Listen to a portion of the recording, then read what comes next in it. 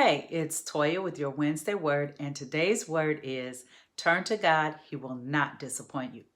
Last week, on one of the days when I was having my devotional, the last line of one of the devotions read as this: turn to God, He will not disappoint you. And when I read it, I knew that it was a topic that I would share with you. Over this time of quarantine, I've been spending a lot of time talking with God about what's going on in the world, the happenings of people, and also about me. This statement, turn to God, He will not disappoint you, feels like the underlying sentiment of all of our communicating. So here's the thing: I know that I've been praying, I know that I've been talking with God. I know that I've been turning to Him even before we went into this quarantine situation. If I were foolish, I might think that an admonishment to do something was an accusation that I hadn't been doing it before, when in fact it is not. It is simply an admonishment to do this because this is what's necessary. It doesn't matter whether I've been doing it already or not. What matters is that I hear the admonishment and adhere to it.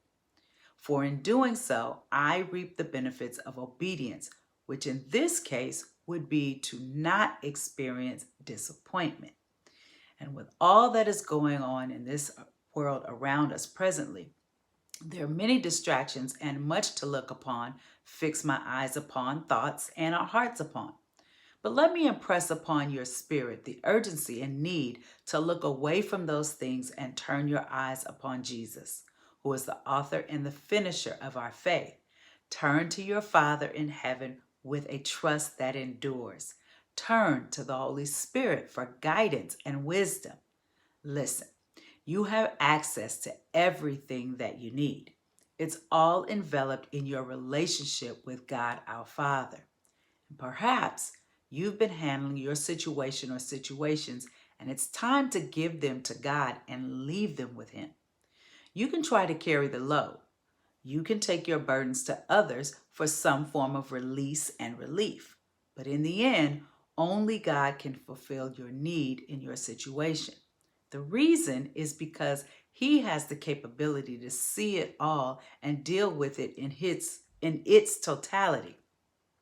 He gets to the core, to the roots, in the crevices between the joint and the marrow of the situation and settles it all. Every question that you have, God has the answer. Not an answer, but the answer. The one answer so specific to your question because it comes from everything that He sees and knows. Have you been disappointed? Do you know what it means to be disappointed? In modern terms, it is to be defeated in expectation or hope. It is to frustrate the expectations or desires of persons, plans, etc. It is to defeat the realization of fulfillment. Before the 15th century, the word disappointment meant to dispossess of appointed office, from dis meaning reverse, opposite of, plus appoint, and so it was to undo the appointment, remove from office. I think both the former and the latter meanings have bearing today. When we turn to God, to whom we are to give allowance to appoint us to whatever positions, our hope, expectations, and desires are fulfilled in Him, and we aren't dispossessed of the position we've been appointed to, nor frustrated by unfulfillment. God will not disappoint you.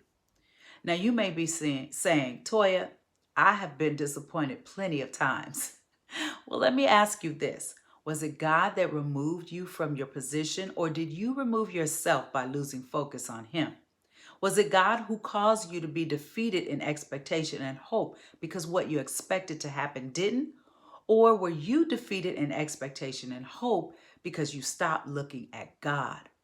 You see, things happen and things don't happen, but whether they do or don't, we must keep our eyes on God. We must continue to turn to Him. In doing so, we keep ourselves from disappointment. We are disappointed when we turn to look at what we expected and hoped for. What causes us to be disappointed is not that whatever it is or whatever it was didn't happen or didn't go the way we wanted it to or thought it should. What causes us to be disappointed is the longing of the heart that we have for it. What happens oftentimes without us realizing it is that we turn our hearts towards the things that God speaks to us about and away from Him. He stops being the desire of our hearts, and whatever that thing is, that thing that God actually wants us to have, be, or do, takes His place in our hearts and minds. Can you see it?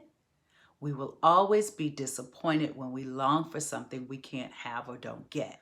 But if we continue to keep God in our focus, and if He is always that which and the whom we desire, when things don't happen the way we thought they could or should, we don't have to be shaken, distraught, disappointed, because our hope and expectation is in Him and not in them. Turn to God. He will not disappoint you.